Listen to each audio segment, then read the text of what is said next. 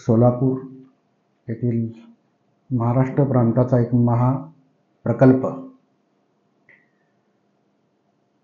वैदिक application yoga in management म्हणजे VKYM यांच्या वतीने याच वर्षीपासून आयोजित कर्मदीपिका ही व्याख्यानमाला, या व्याख्यानमालेचं आज 6वं पुष्प आज या ठिकाणी आपण सर्वजण गुंफत आहोत. व्याख्यान म्हणण्यापेक्षा आजच्या या सत्राला आपण संवादमाला असं म्हणूया, कारण आपण भगवद्गीता आणि कर्मयोग, त्यापेक्षा भगवद्गीता हा खूप विस्तृत विषय आहे. म्हणून मला अशी सूचना आली की कार्यकर्त्यांच्या दृष्टिकोनातून कर्मयोग सर्वांसमोर मांडावं. 15 ते 16 तारखेला मला सूचना आली, त्या दिवशीपासून झोप नाही. हाच मोठा कर्मयोग होता. भगवद्गीतेचे वाचक, श्रवणकर्ते, वेगवेगळ्या ठिकाणी त्याचा लाभ घेणारे किंवा महाभारताचे सर्व प्रसंग टीव्हीवरती पाहणारे, लालित्यपूर्ण पाहणं असेल, तत्वज्ञानाचा भाग असेल, एक सांसारिक मनुष्य म्हणून भगवद्गीतेचा अभ्यास करणारे असतील, विविध ठिकाणाहून विविध व्हिडिओच्या माध्यमातून भगवद्गीतेचा सारासार अभ्यास करणारे असतील, कदाचित नित्यनेमाने भगवद्गीतेचं पठण करणारे देखील असतील. विचार करण्यासारखी गोष्ट ही आहे. असं म्हटलं जातं की 5,000 वर्षापूर्वी भगवद्गीता सांगितली गेली. आता नेमकं किती वर्षापूर्वी सांगितली गेली हा संशोधनाचा भाग आहे. कोण 5.5 म्हणतं, कोण 6 म्हणतं, कोण 5 म्हणतं. त्याच्या खोलात मी जाणार नाही. पण आज ही भगवद्गीता ताजी आहे, हे मात्र सत्य आहे. त्याचं कारण आहे, ब्रह्म या विषयाला जाणून घ्यायचं असेल, वेदांचं एवढं ज्ञान आपल्याकडे नाही आहे. तेवढा सखोल अभ्यास किंवा त्याचं सखोल चिंतन आपल्याकडे होत नाही. उपनिषदांचाही तेवढा अभ्यास आपण करत नाही. म्हणून उपनिषदकारांनी 12 विशेष उपनिषद बनवली की ज्याचा अभ्यास व्हावा समाजामध्ये म्हणून. आणि आपलं दुर्भाग्य की आपल्या अभ्यासक्रमामध्ये हे विषय आपण आणू शकलो नाही. आत्ता कुठे अभ्यासक्रमामध्ये समावेश व्हावा म्हणून त्याची मागणी होत आहे.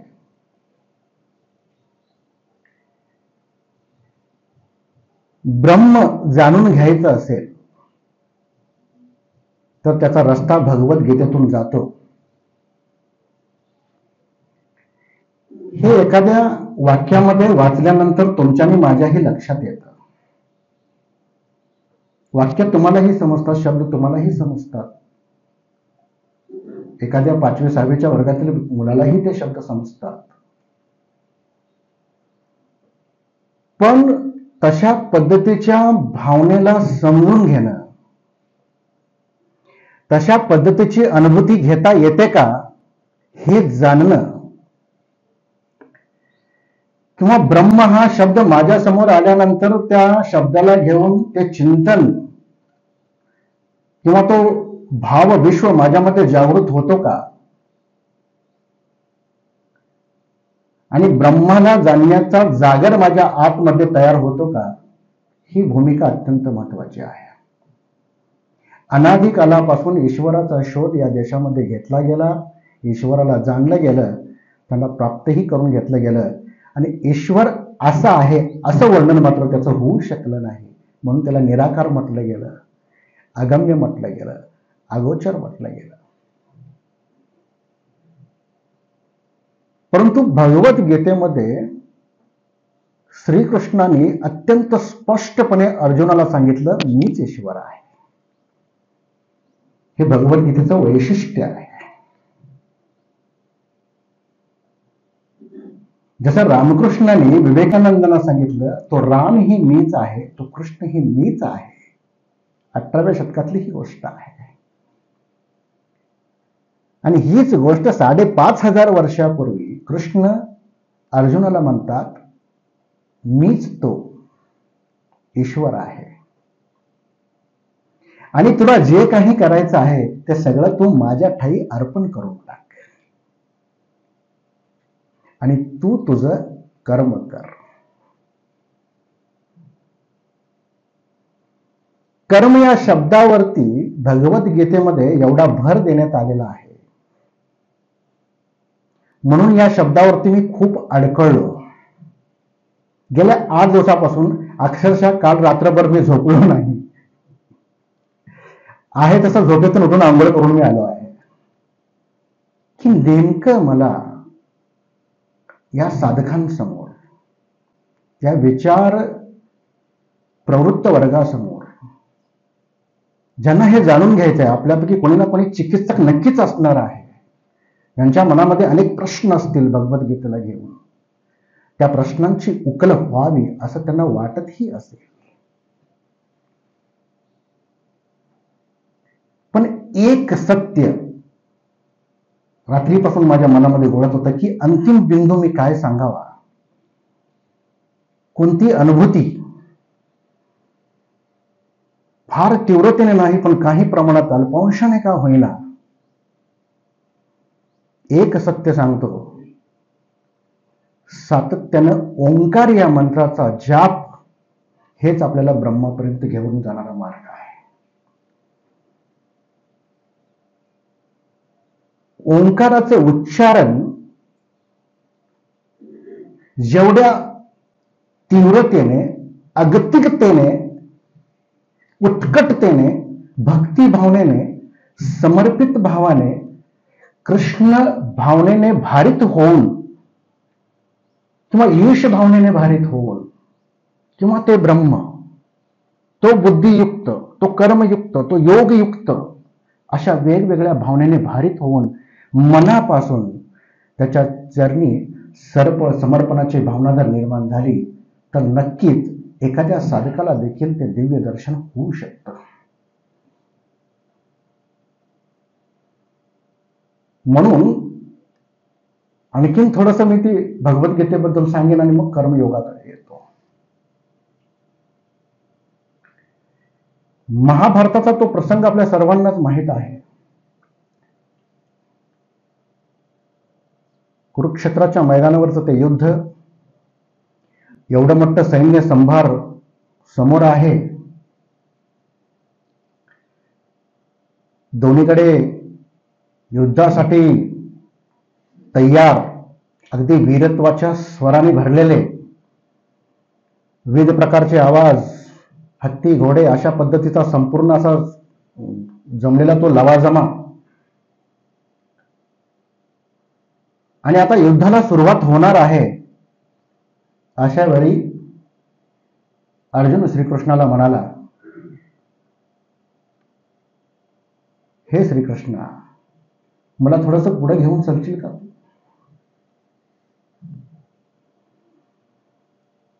श्रीकृष्णाने ऐकलं. काही क्षण श्रीकृष्णाला देखील वाटलं असेल की युद्धाचा प्रसंग आहे ना, हा काय सांगतोय. परंतु कृष्ण कृष्ण होते, तेही योद्धेच. अर्जुनासारख्या योद्ध्याला मदत करणारे कृष्ण देखील योद्धेच. आणि रथ घेऊन ते पुढे निघाले आणि दोन्ही सैन्यांच्या मधोमध त्यांनी रथ उभा केला. आणि उभा केल्यानंतर अर्जुनाने सभोवार एक नजर टाकली. सर्वत्र पाहिलं, कुठे पितामह दिसतात, इकडे कृपाचार्य आहेत, इकडे माझे आचार्य आहेत, इथे तर हे दोन माझे भाऊ आहेत, मामा आहेत, बाकीची ही सेना देखील आमचीच आहे, हे सर्व आपलेच आहेत. मग नेमकं युद्ध कोणाच्या विरोधात करायचं आहे? हे कोणतं युद्ध आहे? या सर्वांना का मारायचं आहे? अशक्य. माझ्या हातून हे होणार नाही. का म्हणून मी यांचा संहार करू? यांचा संहार केल्यानंतर मला काय मिळणार आहे? राज्य. जर यांना मारल्यानंतर राज्यच मिळवायचं आहे तर यांना मारून राज्य मिळवण्यात मला काय हासिल होणार आहे? अशा पद्धतीच्या राज्याची कामना तर मी केलीच नाही. आणि कोणाला मारल्यानंतर जे राज्य मला मिळणार आहे ते राज्य मला सुख देणार आहे का? अशा विविध विचारांच्या काहुराने अर्जुन गलित गात्र झाला, हतबल झाला. त्याला दुःख होऊ लागलं. युद्ध करण्याची त्याची मनस्थिती राहिली नाही. घशाला कोरड पडू लागले, अंगाला कंप सुटू लागला, हातपाय थरथरू लागले आणि एक घोर विषाद त्याच्या मनामध्ये आच्छादून गेला. आता भगवद्गीतेच्या वैशिष्ट्यामध्ये आणखीन एक वैशिष्ट्य असं की भगवद्गीतेच्या 18च्या 18 अध्यायांना योग हा शब्द जोडलेला आहे. खरा अभ्यासाचा विषय तो आहे. प्रत्येक अध्यायाला जे नाव दिलंय त्या नावापुढे योग हा शब्द आहेच. त्याचं कारण सांगेन मी तुम्हाला. अशा गलितगात्र अवस्थेमध्ये, दुःखद अवस्थेमध्ये, हताश आणि निराश अवस्थेमध्ये अर्जुन श्रीकृष्णाकडे बघतो आणि म्हणतो, सिदंती मम गात्राणि मुखंच परिशुष्यति. सिदंती मम गात्राणि मुखंच परिशुष्यति वेपुतश्च शरीरे मे. वेपुतश्च शरीरे मे. विचार करण्यासारखी गोष्ट ही आहे, एक अर्जुनासारखा योद्धा त्या युद्धाच्या मैदानामध्ये आता लढायचा प्रसंग आहे. अशा वेळी श्रीकृष्णाला म्हणतोय की माझ्या शरीरामध्ये कंप सुटतोय, मी थरथर कापतोय. वेपुतश्च शरीरे मे रोमहर्षश्च जायते. अरे पहा कृष्णा, माझ्या अंगावरचे केस देखील उभे राहिलेले आहेत. मी कसं युद्ध करू? हे कोण परके नाही आहेत. माझी युद्ध करण्याची मनस्थिती राहिली नाही श्रीकृष्णा. मी काय करू? आणि यांना मारल्यानंतर जे मिळणार आहे त्याची तर माझी इच्छा नाहीच आहे. मग मला सांग, एकूण महाभारतातल्या या सर्व प्रसंगामध्ये 2 अत्यंत मूलभूत प्रश्न माझ्या समोर ज्यावेळी आले, त्या प्रश्नांची उत्तरं मला देखील परिपूर्णपणे मिळालेली नाहीत. पण श्रीकृष्णाने अर्जुनाला जी उत्तरं दिली त्या उत्तराने अर्जुनाचं समाधान झालं आणि अर्जुन युद्धासाठी तयार झाला.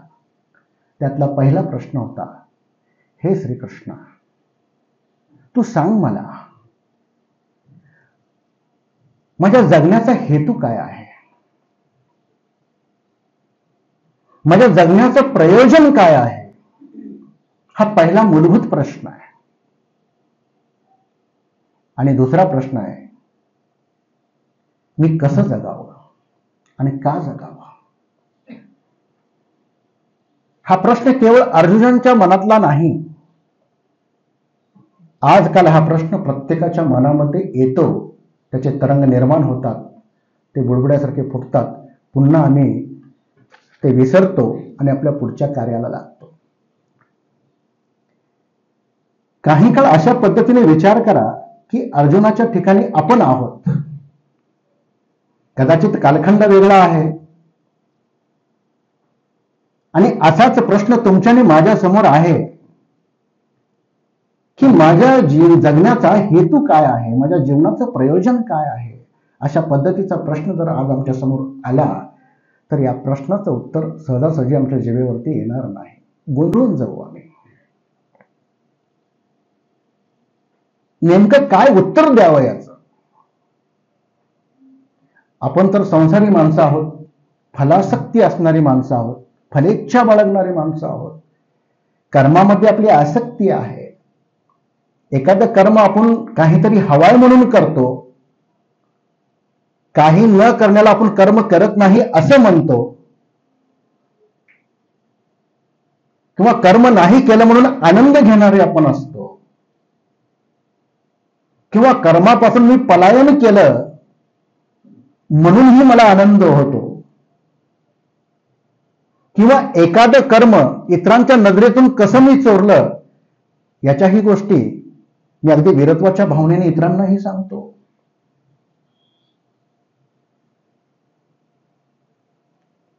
नेमकं प्रयोजन तुम्हाला मला कुठेही सांगता येणार नाही. आणि मग हे जीवन ज्याला काहीतरी उद्देश आहे ते कसं जगावं आणि का जगावं हा दुसराही प्रश्न तितकाच तोलामोलाचा आणि महत्वाचा आहे.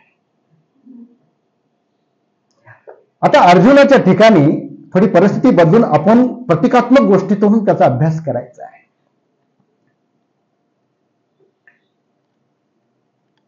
परिस्थिती आजची आहे. त्यावेळी राजे महाराजे होते, युद्धासारखा प्रसंग होता, कुरुक्षेत्राच्या मैदानावरती युद्ध झालं. पण आज राजे महाराजे नाहीत. त्यावेळी राजेशाही व्यवस्था होती, आज लोकशाही व्यवस्था आहे. त्यावेळेचं युद्ध हे समोरासमोर युद्ध होतं, आजचं युद्ध हे तसं नाही आहे.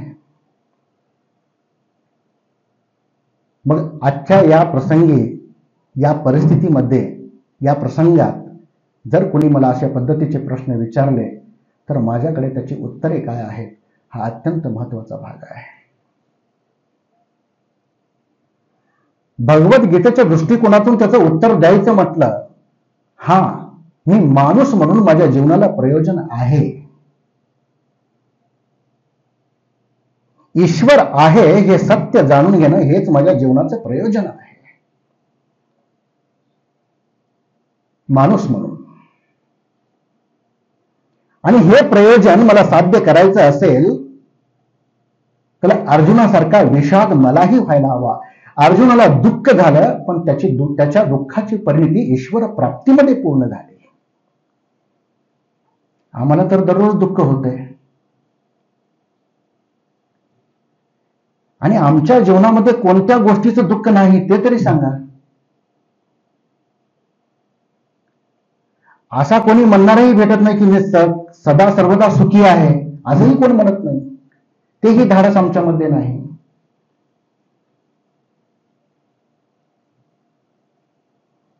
अर्जुनाला दुःख झालं, अर्जुनाला विषाद झाला आणि अर्जुनाला ब्रह्माची प्राप्ती झाली. त्याने स्वस्वरूप जाणून घेतलं, ईश्वराचं स्वरूप जाणून घेतलं.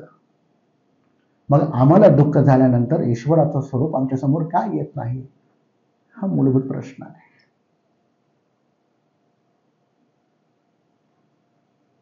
म्हणजेच ईश्वराला जाणून घेण्याची अर्जुनाची जी योग्यता होती ती योग्यता आमच्या ठाई नाही. हे समजून घेतलं पाहिजे, खूप महत्वाचं आहे. अर्जुनाला भेटले देव, मला काय नाही भेटले असा प्रश्न माझ्या मनामध्ये उपस्थित होऊ शकतो. म्हणून मी म्हटलं की अर्जुनाला विषाद झाला आणि विषाद झाल्यानंतर देखील ईश्वराच्या दिव्यत्वाचं दर्शन युद्धाच्या मैदानी त्याला झालं आणि अर्जुनाच्या सर्व प्रश्नांची उत्तरं मिळाल्यानंतर अर्जुन युद्धासाठी तयार झाला. याच्याच पुढे जाऊन विवेकानंद केंद्राचे संस्थापक माननीय एकनाथजी रानडे यांच्या जीवनातील एक खूप सुंदर प्रसंग आहे.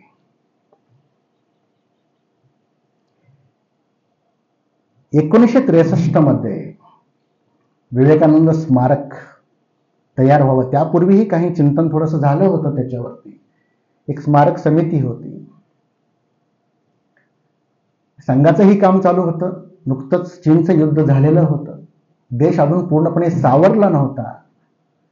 अशा वेळी गोळवळकर गुरुजींनी एकनाथजींना एक जबाबदारी सोपवली की विवेकानंदांचं स्मारक करायचं आहे भारताच्या दक्षिणेच्या टोकाला, समुद्रातील शिलेवरती. आणि एकनाथजींनी आज्ञा घेतली का, कशासाठी, कुठं, काय असे प्रश्न नाहीत. आज आम्हाला एखाद्याने काय सांगितलं तर आमचे प्रश्न भरपूर असतात पण उत्तर कमी असतात.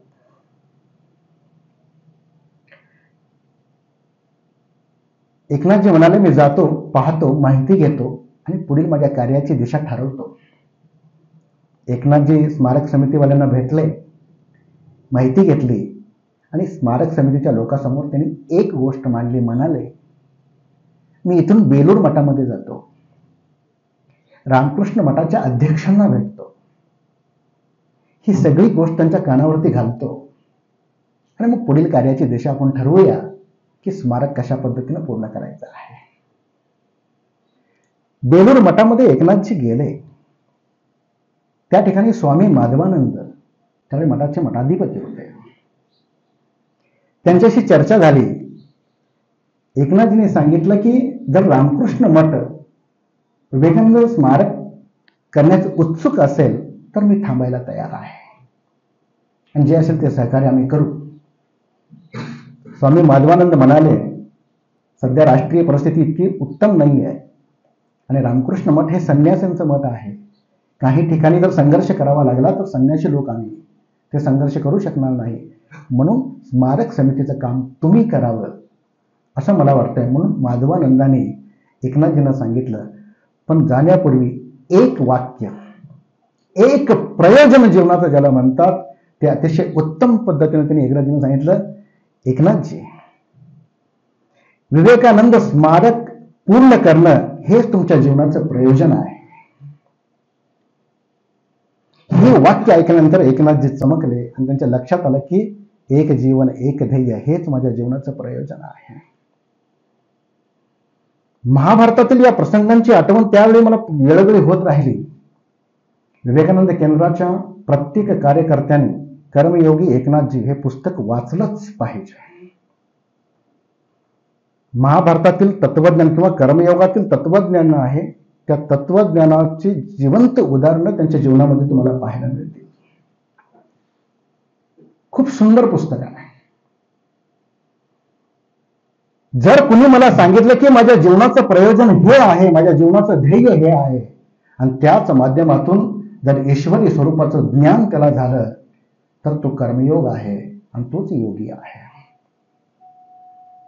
त्यानंतर 1963 पासून एकनाथजींनी सातत्यपूर्ण जे चिंतन केलं ते चिंतन त्याच कार्याचं होतं, त्याच प्रसंगाचं होतं, त्याच स्मारकाचं होतं, त्या स्वामीजींच्या स्मारक समितीचं होतं आणि ते स्मारक तिथून 10 वर्षानंतर पूर्ण झालं हे आपल्या सर्वांनाच माहीत आहे कार्यकर्ता. परंतु अर्जुनाला त्याच्या जीवनाचं प्रयोजन श्रीकृष्णाने युद्धाच्या मैदानामध्ये सांगितलं. एकनाथजींना त्यांच्या जीवनाचं पुढील प्रयोजन रामकृष्ण मठामध्ये सांगितलं गेलं. आज माझ्या समोर उपस्थित असलेले सर्व साधक आपल्या सर्वांच्या जीवनाचं प्रयोजन विवेकानंद केंद्र तुम्हाला सांगत आहे की विवेकानंद केंद्राच्या माध्यमातून मनुष्य निर्माण आणि राष्ट्र पुनरुत्थान हेच आमच्या जीवनाचं प्रयोजन आहे आणि हे प्रयोजन आम्हाला सतत या कार्यपद्धतीच्या माध्यमातून पूर्ण करता आलं पाहिजे.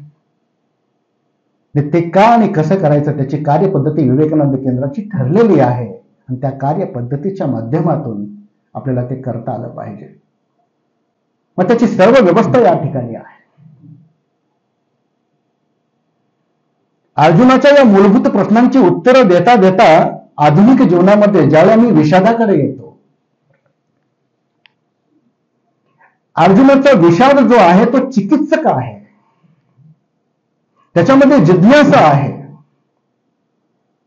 आणि अर्जुनाला हे जाणून घ्यायचं आहे की हे श्रीकृष्णा मला सांग की हे युद्ध मी का करू. श्रीकृष्ण म्हणाले, थांब थोडं. हतो वा प्राप्स्यसि स्वर्गम जितो वा भोक्ष्यसे महीम तस्माद उत्तिष्ठ कौन्तेय युद्धाय कृतनिश्चयः. अरे अर्जुना, जर तू हे युद्ध करशील स्वर्गाची प्राप्ती तुला होईल. पहा, नीट आहे का? समजा या युद्धामध्ये तुझा जय झाला तुझा विजय झाला तर तुला स्वर्गाची प्राप्ती होईल.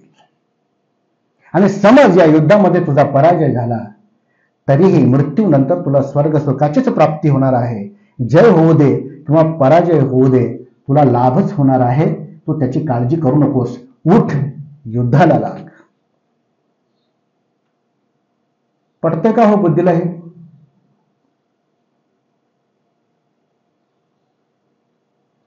थोडं आधुनिक काळामध्ये आज आपण आपल्या ठिकाणी येऊया. कोणीतरी तुम्हाला सांगितलं, चला विवेकानंद केंद्राचं काम करूया, पुढच्या महिन्यापासून आपल्याला 10,000 रुपये मिळणार आहेत. काय होईल? चला एखादं सरकारी काम आहे आणि सरकारी काम करूया, हे काम केल्यानंतर एवढे पैसे मिळणार आहेत. काय होईल? चला एखादं सरकारी कॉन्ट्रॅक्ट आहे, करार आहे आणि एवढे पैसे मिळणार आहेत. काय होईल? हुंडा पाहिजे म्हणूनही लग्न करूया, अशीही मनोवृत्ती होती आमच्या समाजामध्ये. मुलगाच हवा म्हणून भ्रूण हत्या करणारी माणसं देखील या समाजामध्ये होती. अपेक्षा तीच होती, मुलगा हीच अपेक्षा.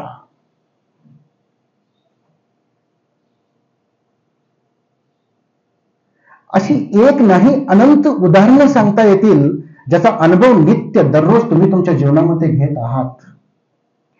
केवळ अनुभव घेत नाही तर या अनुभवामुळे तुम्ही व्यथित आहात, दुःखी आहात. तुमच्याही मनामध्ये तो विषाद आहे, परंतु तुम्ही हतबल आहात, तुम्ही निराश आहात. काय करणार आम्ही? आपण काहीही करू शकत नाही अशा मनस्थितीमध्ये आम्ही आहोत. परिस्थितीच अशी झालेली आहे, व्यवस्थाच अशी आहे, खालून वरपर्यंत सगळ्या अशाच गोष्टी आहेत. काय करावं सुचत नाही, कसं करावं कळत नाही. नेमकं काय होणार आहे कुणाला ठाऊक, सगळं देवाला माहीत. सातत्याने ही वाक्य आमच्या जिभेवरती रेंगाळताना आम्हाला दिसतात आणि एकमेकाच्या संवादातून कानावरती आदळतानाही लक्षात येतं. परंतु आमची ही अवस्था किंग कर्तव्य विमूढ, काय करावं आणि काय नाही करू नये या मनस्थितीमध्ये आम्ही ही शोकाकुल. म्हणून भगवद्गीतेच्या माध्यमातून या प्रश्नांची उकल कार्यकर्त्यांच्या मनामधून व्हावी. विवेकानंद केंद्राचं कार्य कशासाठी करायचं आहे त्याची उकल व्हावी, ही त्याची मूळची भावना आहे.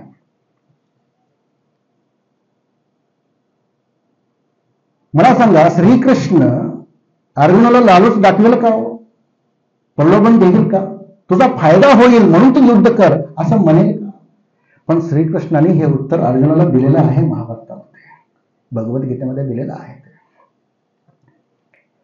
आणि याच्यावरती मी ज्यावेळी चिंतन करायला आलो, श्रीकृष्णासारखा माणूस अर्जुनाला असं म्हणेल का की तुला स्वर्गात सुखाची प्राप्ती होईल? जसं जिहादी लोकांना सांगतात, मृत्यू के बाद भी आपको है ना जन्नत मिलेगी. इतरांना मारल्यानंतर जन्नत मिळते ही कल्पनाच मानवीय दृष्टिकोनाच्या पलीकडची आहे. माणसांना जगवल्यानंतर जन्नत आहे हे जर सत्य असेल तर हे कुठलं भयंकर सत्य तुम्ही आम्ही घेऊन जगत आहोत? हा कोणता मानवीय दृष्टिकोन आहे तो पुन्हा समजून घ्यायला हवा, पुन्हा पुन्हा त्याचं चिंतन करायला हवं.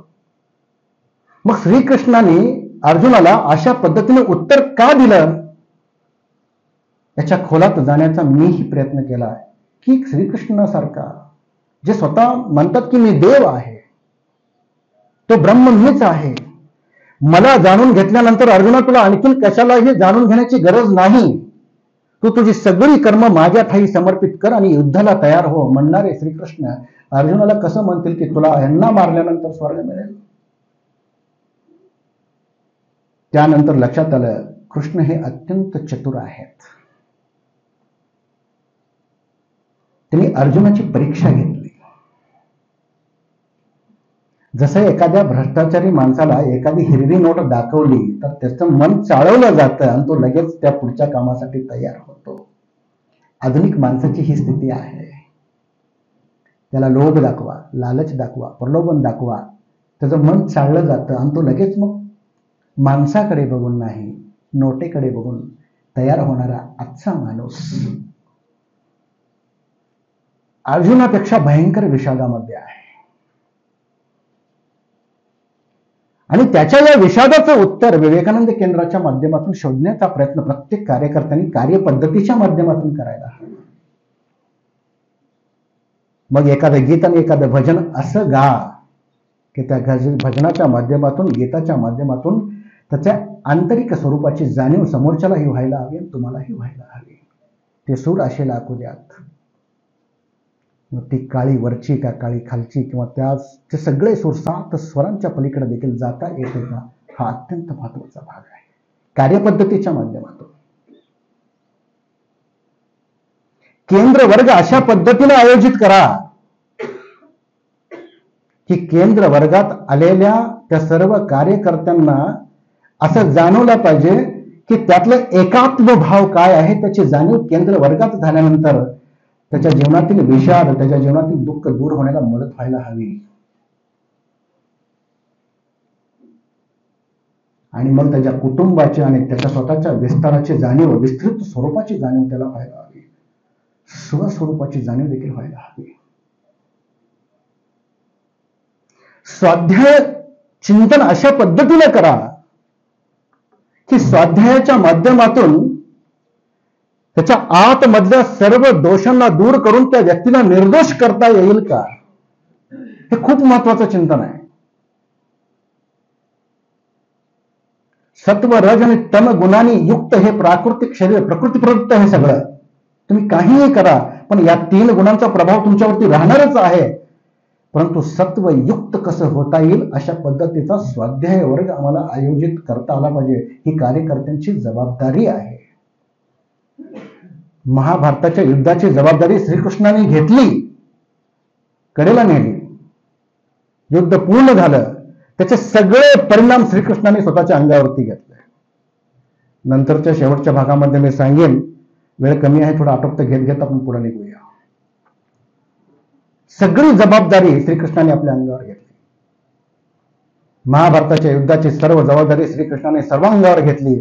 तशा पद्धतीने प्रत्येक कार्यकर्त्याला समाजाची जबाबदारी, समाजामध्ये नकारात्मकता आहे, सकारात्मकता आहे, चांगलं आहे, वाईट आहे, सुकृत आहे, दुष्कृत आहे, अनेक द्वंद्व आहेत, परिस्थिती विखारी आहे, हे सर्वच सत्य आहे.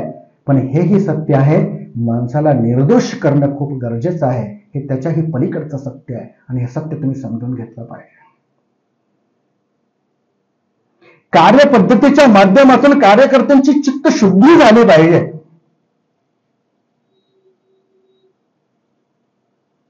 स्वतःच्या हृदयाच्या पावित्र्याचा अनुभव त्या कार्यकर्त्याला स्वतःच्या आतमध्ये घेता यायला हवा. एखादं कार्य मी केल्यानंतर मला त्या पवित्र भावनेचा स्पर्श होत असेल तर त्याच्यासारखा रोमांच किंवा त्याच्यासारखी अनुभूती दुसरी नाहीये.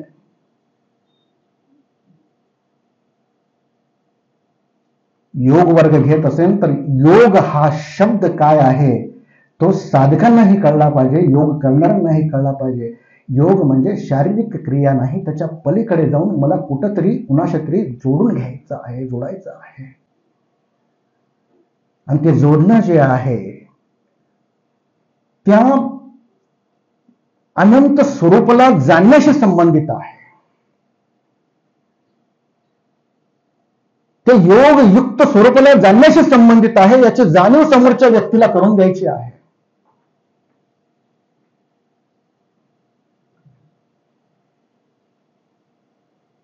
जर कुणी मला चालवलं, बऱ्याच वेळा असंही होतं, योग मार्गामध्ये देखील अनेक अशा पद्धतीच्या गोष्टी आलेल्या आहेत. हे केल्यानंतर हे होतं, ते केल्यानंतर हा फायदा होतो, हे केल्यानंतर हे. पण योग हे फायदा तोट्यासाठी नाहीच आहे, त्याच्या पलीकडची गोष्ट आहे. म्हणून श्रीकृष्णाने अर्जुनाला सांगितलं की तुला स्वर्ग मिळेल. अर्जुन देखील काय भोळा भाबडा नव्हता, त्याला माहित होतं. अर्जुनाची ती पात्रता होती म्हणून अर्जुनाने अत्यंत धाडसाने प्रश्न विचारलेला आहे श्रीकृष्णांना. नेबलटपणाने प्रश्न विचारले नाहीत. अर्जुन हा भित्रत नव्हता, तो युद्धाला घाबरला नव्हता. असे अनेक युद्ध अर्जुनाने केलेले होते.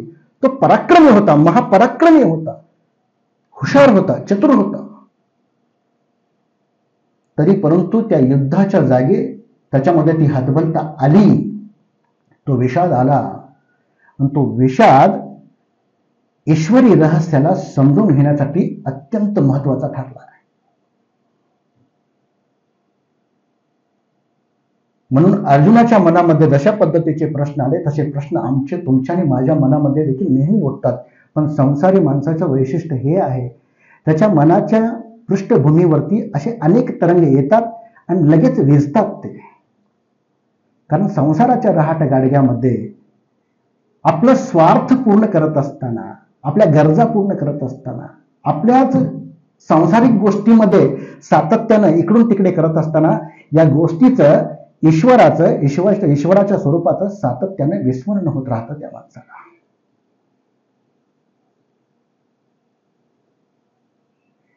म्हणून अर्जुनाच्या प्रश्नाचं उत्तर देत असताना श्रीकृष्णाने अशा पद्धतीने उत्तर दिलं की अर्जुनाला स्वस्वरूपाचं आणि ब्रह्मस्वरूपाचं विस्मरण होता कामा नये, नाहीतर हा युद्ध करणार नाही.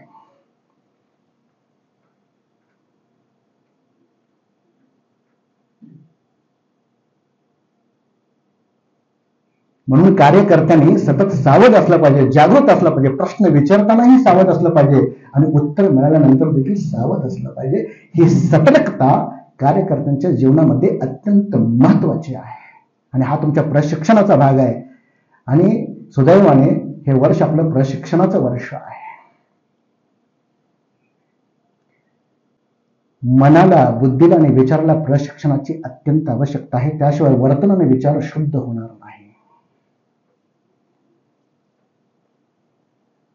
म्हणून ईश्वराच्या प्रेममय दिव्य शक्तीला व्यवस्थित समजून घेतलं पाहिजे.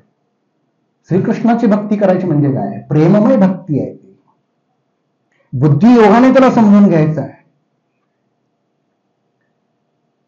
प्रेमाच्या भावनेचं विश्लेषण बुद्धीनं झालं पाहिजे, हे खूप महत्वाचं आहे. नाहीतर विवेक बुद्धीचं जागरण कसं होणार?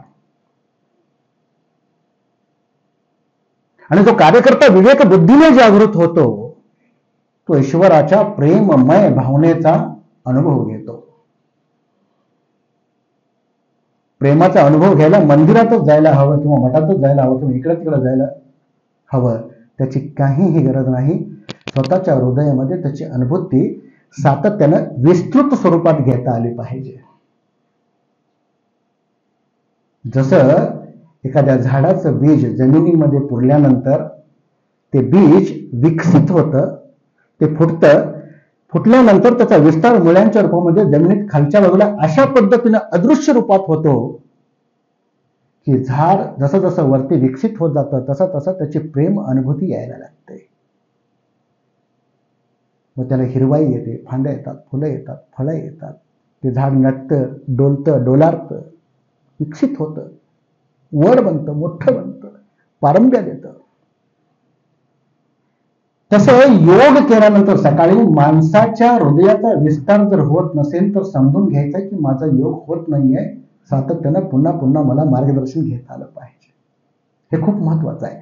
योग वर्गात येणाऱ्या प्रत्येक साधकाने किंवा योग करणाऱ्यांनी जर हे होत नसेल तर मला सातत्यानं ही प्रक्रिया समजून घेतली पाहिजे आणि तशा पद्धतीचे प्रश्न चित्तबरे काकांना विचारले पाहिजे किंवा धनंजयला विचारले पाहिजे किंवा कार्यकर्त्यांना विचारले पाहिजे. काही चुकतंय का? काही आणखीन समजून घ्यावं लागेल का? अर्जुनासारखी जिज्ञासा वाढवावी लागेल. त्यानंतरही अर्जुन म्हणतो मला स्वर्गाची कामना नाही आहे, श्रीकृष्णा मला स्वर्ग नको आहे, मला हे काहीही नको आहे, पण हे माझे मामा आहेत, हे माझे काका आहेत, हे माझे पितामह आहेत, ह्यांना मी कसं मारू, का मारू? ह्या राज्यासाठी, ह्या सिंहासनासाठी? राज्यच भोगायचं आहे ना, आतापर्यंत भोगलंय ना मी, आणखीन काय हवंय? मी यांना का मारावं?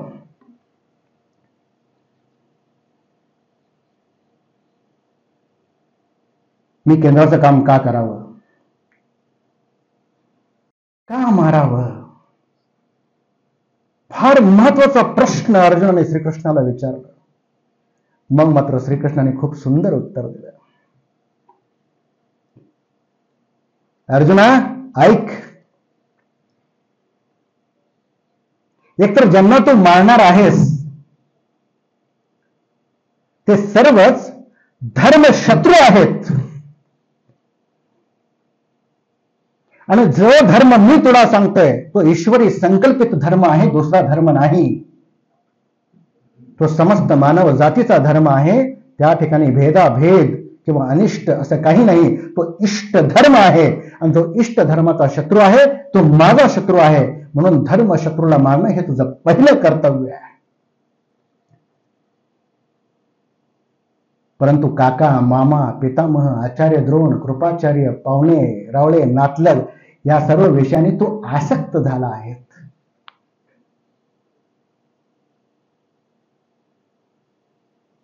म्हणून श्रीकृष्ण अर्जुनाला म्हणतात, योगस्थः कुरु कर्माणि संगम त्यक्त्वा धनंजय सिद्ध सिद्धो समो भूत्वा समत्वं योग उच्यते. अरे अर्जुना, या आसक्तीतून मुक्त हो. आता तरी समजून घे, हे धर्मशत्रू आहेत हे समजून घे. त्यांना धर्मशत्रू मी का म्हटलंय? हे अधर्मी आहेत, मी त्यांना अधर्मी का म्हणतोय? मी त्यांच्यावर आरोप करत नाही, पण आजपर्यंत त्यांच्या वर्तनातून, वागण्यातून जी काही अनुभूती सर्वांसमोर आलेली आहे, त्या अनुभूतीमुळे हे धर्मशत्रू आहेत, हे अधर्मी आहेत, आणि ह्यांचा विनाश करणे हे तुझं कर्तव्य आहे. हे तुझं कर्तव्य का आहे?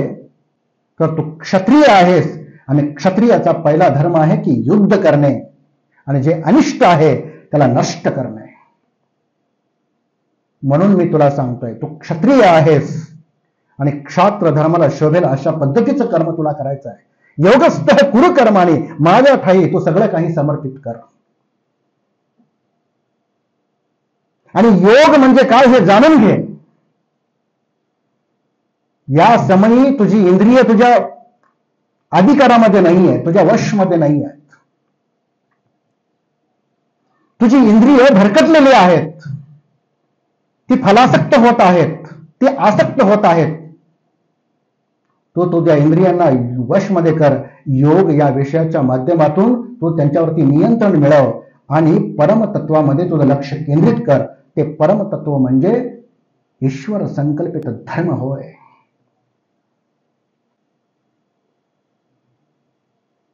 आता हे ईश्वर संकल्पित धर्म एवढं उदात्त का आहे हे देखील समजून घेऊया. म्हणजे धर्माची उपयोग, नेहमीप्रमाणे जे धर्माची व्याख्या आमच्या समोर येते, आणि त्याच्या माध्यमातून अनेक संभ्रम निर्माण होतात, आणि त्यामुळे समाजामध्ये विद्वेष निर्माण होतो. हा धर्म आपण समजून घेतला पाहिजे. सिद्ध सिद्धो समो भूत्वा समत्वं योग उच्यते. आणि अर्जुना हे लक्षात घे, फलासक्ती सोड, यश आणि अपयश बाजूला ठेव. त्याचा विचार करू नको, खचून जाऊ नको. समभावनेने, समत्व बुद्धीने तो तुझं कर्म कर. थोडंसं कार्यकर्त्यांनी या विषयाला समजून घ्यायचं आहे. विवेकानंद केंद्राचं काम करत असताना हे कार्य सहज नाही, सरळ नाही, सोपं नाही, तलवारीच्या धारेवर चालण्यासारखं आहे.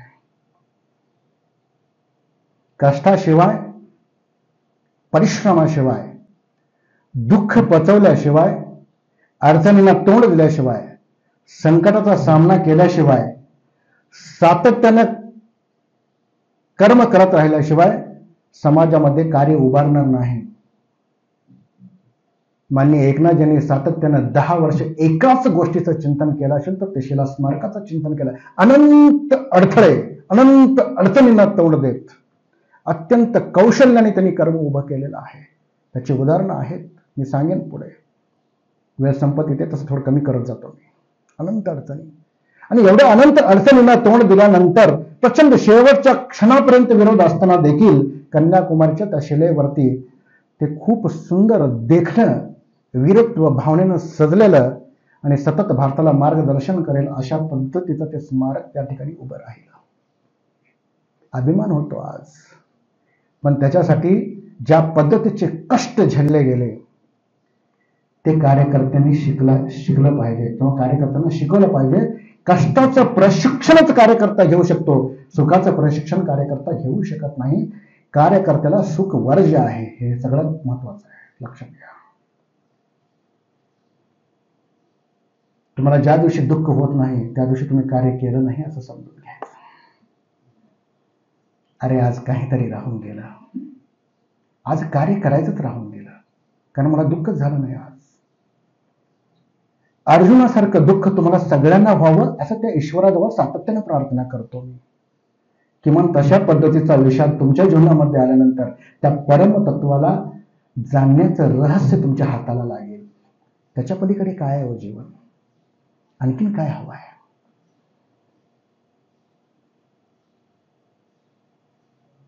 म्हणून अर्जुनाला श्रीकृष्ण म्हणतात दूरेन ह्यवरम कर्म बुद्धी योगात धनंजय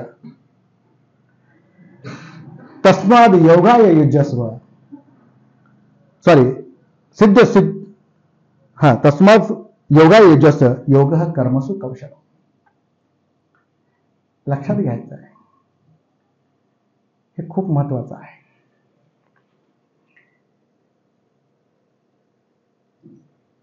अरे अर्जुना, हे सगळं युद्ध करत असताना तुझ्या मनामध्ये जी फलासक्ती निर्माण झालेली आहे, तो अनिष्ट भाव तुझ्या मनामध्ये निर्माण झालेला आहे, जी कामना तुझ्या मनामध्ये निर्माण झालेली आहे, हे माझं आहे, हे माझे आहे, जी अधिकार भावना, जी अहंकार भावना तुझ्या मनामध्ये निर्माण झालेली आहे, या ठिकाणी तुला सावध होण्याची गरज आहे.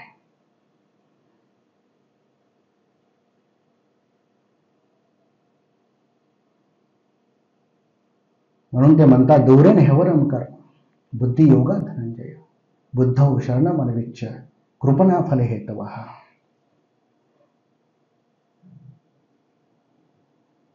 बुद्धियुक्त भावनेने हे जाणून घे की तुला जी फलासक्ती होत आहे ती देखील युद्ध न करणं देखील एक प्रकारची तुझी फलासक्तीच आहे. तसं कधी कधी केंद्राचं कार्य करत असताना कार्यकर्त्याच्या मनामध्ये मी आता काहीच करणार नाही, राहू दे केंद्राचं कार्य, म्हणजे एक प्रकारची वेगळी आसक्ती तुमच्या मनामध्ये निर्माण होत आहे. म्हणून हे धनंजय म्हणजे कोण? जो सर्व प्रकारच्या धनावरती ज्याने विजय प्राप्त केलेला आहे तो धनंजय आहे. ज्याला कसलीही आसक्ती नाही तो धनंजय आहे. बुद्ध शरणमनविच्छ म्हणून प्रयत्न कर, विचार कर, लक्षात घे, या सर्व आसक्तीतून तुला मुक्त व्हायचं आहे. आणि जोपर्यंत तुझ्या मनातून ही फलासक्ती किंवा ही अशा पद्धतीची आसक्ती किंवा अशा पद्धतीचा मोह दूर होणार नाही तोपर्यंत हे ब्रह्म आणि हा धर्म तुझ्या लक्षात येणार नाही. अरे अर्जुना, तू कृपण नाहीयेस रे. आसक्ती कुणाला होती? कृपणाला होती. कृपण म्हणजे कोण? ज्याचं कर्म हे निंद्य आहे, ज्याचं कर्म हे अधम आहे, ज्याचं कर्म हे उत्तम नाही, ज्याचं कर्म हे स्वार्थाने प्रेरित आहे, ज्याचं कर्म हे मोहाविष्ट आहे, ज्याचं कर्म त्याला अज्ञानाकडे घेऊन जाणारा आहे, ज्याचं कर्म अविद्येने प्रेरित आहे, ज्याचं कर्म अस्मितेने प्रेरित आहे, ज्याच्या कर्मामध्ये राग आणि द्वेष आहे आणि ज्याच्या कर्मामध्ये अभिनिवेश आहे, तो कृपण. कार्यकर्ता कृपण असता कामा नये. कार्यकर्ता कृपण असता कामा नये. म्हणून अर्जुना, तू कृपण नाहीयेस रे. म्हणून ही मोहपूर्ण जी अवस्था आहे ती झटकून टाकतो आणि युद्धासाठी तयार राहा. बुद्धियुक्त भावनेने विचार कर, योग बुद्धीने विचार कर. तू वीर आहेस, पराक्रमी आहेस, हे महाबाहो. तू तुझ्या मनात जे किलमिश आलेलं आहे त्या किलमिशाचा विचार कर आणि तुझ्या मनातील अहंकार काढून टाक की मी मारणार आहे. तू कुणालाही मारणार नाहीयेस. म्हणून सांख्य योग या दुसऱ्या अध्यायामध्ये आत्म्याचं अमृतत्व आणि अविनाशित्व या दोन्ही गोष्टीचा उल्लेख खूप सुंदर पद्धतीने केलेला आहे. म्हणून दुसऱ्या अध्यायाचा पहिला अध्याय, दुसरा अध्याय, तिसरा अध्याय ही खरी भगवद्गीता आहे. उरलेली 15 अध्याय या तिन्ही अध्यायाचा विस्तार आहे, दुसरं काय नाही आहे. म्हणून पहिले 3 अध्याय मुखोद्गत करून घेतले तर भगवद्गीतेच्या मुखोद्गत करणं हा उद्देश नाही आहे. ईश्वराचं स्वरूप जाणणे हा उद्देश आहे. त्याच्या माध्यमातून ती शिडी आहे, त्या शिडीकडे जायचं आहे.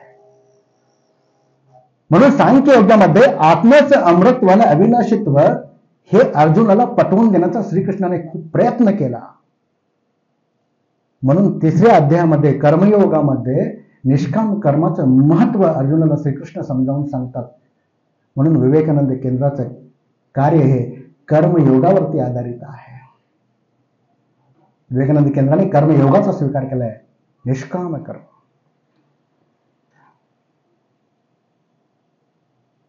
निष्काम कर्म करता आलं पाहिजे, निष्क्रिय कर्म करायचं नाहीये. हे खूप महत्वाचं आहे. निष्काम करायचं म्हणजे काय हो? कुठलंच फळ मिळणार नाहीये का, असं कोण म्हणाल? कोणतंही कर्म करा, फळ हे मिळणारच आहे, ते नैसर्गिक सत्य आहे. मग निष्काम कर्म म्हणजे काय? श्रीकृष्ण अर्जुनाला म्हणतात, अरे अर्जुना, तुझा फक्त आणि फक्त कर्मावरच अधिकार आहे. आणि कर्माचा विस्तार आणि कर्म उत्तम करणे, कर्म इतक्या श्रेष्ठ दर्जाचं झालं पाहिजे की ईश्वराच्या स्वरूपाचं ज्ञान तुला झालं पाहिजे. हाच तुझा अधिकार आहे. फळ माझ्याकडे सोडून देतो. तुझा कर्मावरती अधिकार आहे. आणि हीच कर्म भावना जी आहे, हीच निष्काम कर्माची प्रेरणा जी आहे, ती तुझ्या ठाई निर्माण कर. तुझा कर्मावरती अधिकार आहे, फलावरती नाही. म्हणून तुझं कर्म किती उत्तम होईल याकडे तू लक्ष दे. हे खूप महत्वाचं आहे. पण सामान्य माणसं ज्यावेळी आपण संसारामध्ये ही सगळी कामं करत असतो किंवा कर्म करत असतो, त्यावेळी आपली पहिली दृष्टी ही फलावरती असते.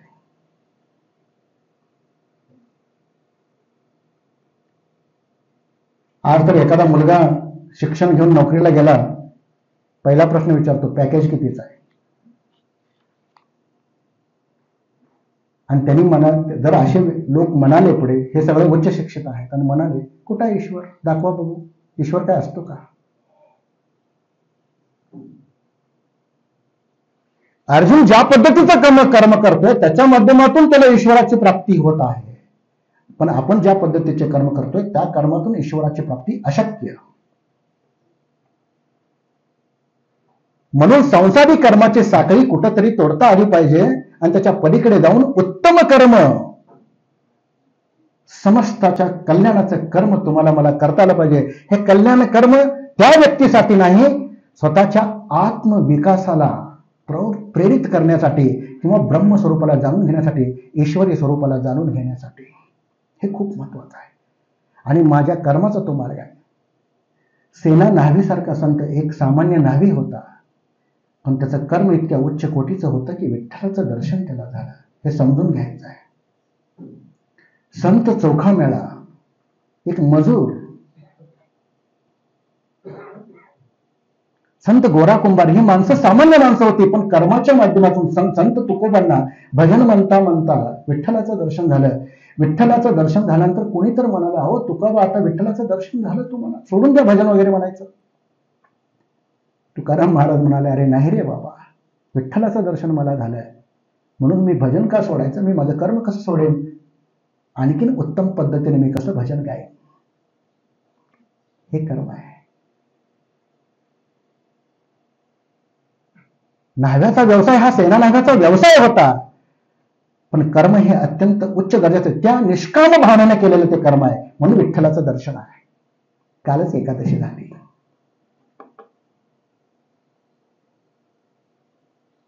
मग सेना न्हाव्यासारखे कर्म तुम्हाला मला करता येणार नाही आहे का? एकनाथजी सारखे कर्म, भलेही शिलास्मारकासारखी उदात्त वास्तू आम्ही उभा करू शकणार नाही, पण उदात्त कार्यपद्धती तर समाजामध्ये उभी करू शकतो आम्ही. वयमच्या माध्यमातून, विवेकानंद केंद्राच्या माध्यमातून ही कार्यपद्धती उत्तम आहे, ही विचारधारा उत्तम आहे, याच्यावरती दृढ निष्ठा आणि विश्वास ठेवून मला काम केलं पाहिजे, हेच माझं प्रयोजन आहे. हे खूप महत्वाचं आहे. म्हणून भगवद्गीतेच्या अंतिम टप्प्याकडे जाताना 7:30 वाजले, 5 ते थोडक्यात मी संपवायचा प्रयत्न करतो. म्हणून श्रीकृष्ण अर्जुनाला म्हणतात, बुद्धी युक्तो जहातीह उभे सुकृत दुष्कृते तस्माद योगा युज्यस्व योग कर्मसु कौशलम. म्हणून हे अर्जुना, सर्व आसक्तीतून मुक्त हो आणि मुक्त होऊन तो तुझं कर्तव्य कर्म कर. युद्ध करणं हे तुझं कर्तव्य आहे, कारण तू क्षत्रिय आहेस, म्हणून तुला हे युद्ध करायचंच आहे. युद्धाच्या परिणामाची तू चिंता करू नको. ते चांगलं किंवा वाईट, ते योग्य किंवा अयोग्य हे तू ठरवू नकोस. ते सर्व मी ठरवतो. तू फक्त तुझं कर्म कर. त्याच्या परिणामाची चिंता हे तुझं काम नाही. फक्त हे कर्म करत असताना अत्यंत कौशल्यानं तुला करावं लागेल, कारण त्याच्या फलासक्तीमध्ये तू गुंतू नकोस. हे कौशल्य आहे. योग कर्मसु कौशलम. योग कशासाठी करायचा आहे? फलासक्तीमध्ये गुंतायचं नाही आहे. ते साध्य करायचं असेल तर योग हा मार्ग आहे. म्हणून एकनाथजींनी अत्यंत कौशल्याने एवढं शिला स्मारक समितीचं काम केलं, पण ते खूप कौशल्याने केलं. अर्जुनासारखा विषाद ज्यावेळी एकनाथजी दिल्लीला गेले होते, लालबहादूर शास्त्रींची त्यांची भेट झाली. भेट झाल्यानंतर स्मारकाचं काम ठीक आहे, शास्त्रीजींनी ऐकलं. शास्त्रीजींनी होकार दिला, म्हणाले की आता पंडितजींना भेटायचं आहे. शास्त्रीजी म्हणाले की आता नको, नंतर ना भेट, थोडं थांब.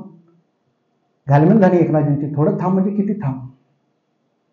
तिथून एकनाथजी परत आले, स्मारक समितीच्या सदस्यांना भेटले आणि म्हणाले, असं एवढं काम तर मी केलेलं आहे. हुमायून कबीरचा थोडा विरोध होता, तोही मावळला, पण भक्तवत्सलमचा विरोध आहे, तेही आपल्याला दूर करावं लागेल. पण पंडित नेहरूंची भेट, स्मारक समितीचे लोक पण म्हणाले, पंडित नेहरू, अरे ते तर संघाच्या विरोधात आहेत, संघाची भूमिका त्यांना मान्य नाही, मग काय करायचं? सर्वजण निराश झाले. आता काय स्मारकाचं काम होणार नाही, अशक्य आहे. सर्व कार्यकर्ते निराश होऊन निघून गेले. त्यानंतर माननीय एकनाथजींनी, पहा काय कौशल्य आहे कर्म करण्याचं, पत्राच्या माध्यमातून पत्र लिहून कार्यकर्त्यांची निराशा एकनाथजींनी दूर केलेली आहे. योग कर्मसु कौशलम. असं पत्र देखील लिहिता आलं पाहिजे की पत्राच्या माध्यमातून नैराश्य दूर करता आलं पाहिजे. असाधारण कर्म आहे. म्हणून एकनाथजींना त्याची जाणीव झाली. अनंत अडथळ्यांना पार करण्याची शर्यत समोर होती, पण त्या विषादपूर्ण परिस्थितीला कसं हाताळायचं हे कौशल्य माननीय एकनाथजींकडे होतं. जीवनाचा उद्देश स्पष्टपणे दिसत असेल ना, तर कर्माची अडथळ्यांची शर्यत देखील माणूस पार करतो. म्हणून सुजित धर सारख्या व्यक्तीबरोबर कन्याकुमारीच्या समुद्र किनाऱ्यावरती गेल्यानंतर एकनाथजी विचारतात, अरे सुजित, तुला काय दिसते समोर? काय नाही, शिला दिसते, समुद्र दिसतोय, अनंत लाटा दिसतोय. 5 वेळा हा प्रश्न एकनाथजीने सुजितला विचारला, तुला काय दिसतंय? सुजित म्हणजे तुम्हाला काय दिसतंय एकनाथ? मला तिथं स्मारक दिसतंय. उद्देश एवढा स्पष्ट आणि स्वच्छ, आणि तो पूर्ण करण्यासाठी प्रत्येक अडथळ्यांची शर्यत एकनाथजीने अत्यंत कौशल्याने पूर्ण केली. एकनाथजींच्या चारित्र्यातून हे कौशल्य शिकून घ्यायचं आहे. श्रीकृष्णाने अर्जुनाला जो उपदेश केला, योग कर्मसु कौशलम, तू फक्त तुझं कर्म कर, अत्यंत कौशल्याने कर, परिणामाची चिंता तू करू नकोस, ते माझ्यावरती सोडून दे. प्रत्येक कार्यकर्त्यांनी हे कौशल्याने कर्म केलं पाहिजे. शेवटचा समारोपाचा भाग सांगतो आणि आपण समारोप करूया. समारोपाचा भाग आहे, महाभारताचं युद्ध ज्यावेळी सुरू झालं, तो द्वापर युगाचा अंत होता आणि पुढच्या त्रेता युगाला सुरुवात होणार होती.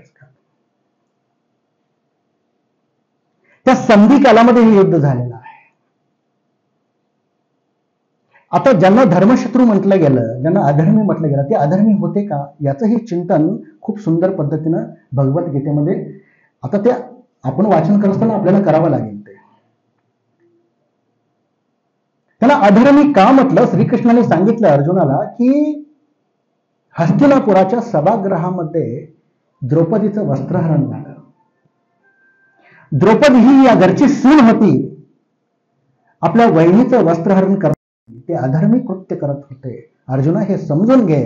आणि ते अधर्मी कृत्य करत असताना आसपासचे लोक त्यांचं समर्थन करत होते, त्याचे मित्रवर्ग. आणि या सिंहासनावरती बसलेले जेवढे काही वरिष्ठ होते, मग भीष्म पितामह असतील किंवा आचार्य द्रोण असतील किंवा कृपाचार्य असतील, हे सगळी भले हे आदरणीय मंडळी आहेत, पण ते सर्वजण मूक होते. धृतराष्ट्र आंधळा होता, पण आंधळा असला तरी त्याला हे कळत नव्हतं का की आपल्या सुनेचं वस्त्रहरण होत आहे, तोही चूप होता. ही सगळी मूक संमती दरबारामध्ये घडत असताना केवळ सुनेचे वस्त्रहरण झालं नाही, एका स्त्रीचं वस्त्रहरण, तिची विटंबना तुमच्या दरबारामध्ये झाली, म्हणून हे सगळे अधर्मी आहेत रे अर्जुना. म्हणून यांना मारणं गरजेचं आहे. हे धर्मशत्रू आहेत. एवढंच नाही, यादवांचं राज्य अतिशय रसातळाला गेलेलं होतं, नैतिक अधपतन झालं होतं. म्हणून यादवी सेनेचाही अंत होणं गरजेचं होतं. आणि यादवांच्या राज्याची परिस्थिती ही अतिशय चांगली नव्हती, म्हणून यादवांच्या सेनेचाही विनाश अत्यंत गरजेचा होता. यादव सेना देखील अधर्मी झाली होती, म्हणून ती कौरवाकडे गेली होती. द्रौपदी ही चुकलीच की हो. इंद्रप्रस्थाच्या राज्यामध्ये म्हणाली, आंधळ्याचा मुलगा आंधळा, काय गरज होती? तिची ही जीभ घसरली, तिनेही अधर्म केला, पण तिने माफी मागितली नाही, तीही अधर्मीच. एवढंच नाही रे अर्जुना, हेही लक्षात घे, तुझा भाऊ आणि तुम्ही देखील अधर्मीच. अरे तुम्ही केवळ पत्नीला जुगारात लावलेला नाहीये रे, ती एक स्त्री आहे आणि ती माता आहे, ती मातृ आहे, ती आदरणीय आहे, हेच तुम्ही सगळे विसरून गेलात. आणि हा धर्म तुमच्या लक्षात राहिला नाही, म्हणून तुम्ही सगळे देखील अधर्मीच आहात. जिथे जिथे अधर्म आहे ते सर्व नष्टच झालं पाहिजे.